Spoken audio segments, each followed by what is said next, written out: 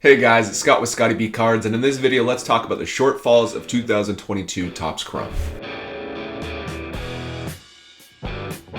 2022 Topps Chrome is out. At least the hobby and jumbo hobby versions have come out, and it's been a little bit of a disappointment. The reason it's a disappointment is because no rookie short prints have surfaced yet. Not of any of the top five. It was Hunter Greene, CJ Abrams, Julio Rodriguez, Witt Jr, Spencer Torkelson. None of them have appeared in any breaks across the entire internet, because things always get posted nowadays from any breaker, from any personal break, anything from hobby or jumbo boxes. That's disappointing. We've seen the Wander Red autograph to 5 already pulled, other really rare cards pulled, but we haven't seen these short prints. So either these short prints are extremely short printed where there's only like 50 of them or less, let's say 10 to 25 of them, and that's how short printed they are, or it's a situation where for some reason Topps was not able to get them into the hobby and jumbo hobby, and so maybe they'll be in retail configuration only or the hobby light versions. So it's a little bit of a, not bait and switch, because Topps did release the checklist, and on that checklist it did have these rookie short prints on there. It's on Topps website, it's also on Blowout Forms and Blowout Cards, it's also on Cardboard Connection, it's also on Beckett. Of all these different checklists saying these short prints are going to be included, but they just aren't in the hobby and jumbo hobby. Again, I could be wrong in the sense maybe they're just ultra rare, which would be fine, I guess, but because they haven't been seen, I'm not too confident that's actually the case. I'm wondering maybe these hobby and jumbo hobby boxes were released and they just didn't have time to get them in, so like, you know what, we'll put it as a retail exclusive in blasters or hangers, or the mega boxes where the X Factors are included, these are also included, or maybe there's a new retail format, we don't know, maybe it's the hobby light boxes with the special parallels. It's just so confusing and it's a little bit of a letdown. On top of that, the biggest chase card in the entire product, Julio Rodriguez, his Topps Chrome autograph, that has been pulled quite a bit, and it's a great card, except for it's not a great card. And the reason I say that is because the picture they used of Julio Rodriguez in September of 2022 is an airbrushed image from the playing days in the 2021 Olympics in his Dominican Republic uniform, and they just airbrushed it and made it into the Mariners uniform, and then even left his minor league number of 88 on the uniform, even though I think he wears 44 in the big leagues. Everything about it is just a letdown. I don't know what's Topps affinity with just giving these fantastic players horizontal rookie cards that no one really wants. There are horizontal rookie card fans, and that's awesome. I think they aren't as bad as everybody else says, but players like vertical cards of action shots, not horizontal cards where it's hard to see the player's face and what's going on. And that's kind of what we have right now, and we've seen this trend. It's the same thing with Julio's Series 2 short print. It was the same concept, and I think people are just ready to have Topps take this a tiny bit more serious. I don't want to be too critical of Topps because I don't want to be just a negative person in the hobby, but the fact that the short prints might not be in hobby and jumbo, again, they could be just really rare, but it's not looking like that.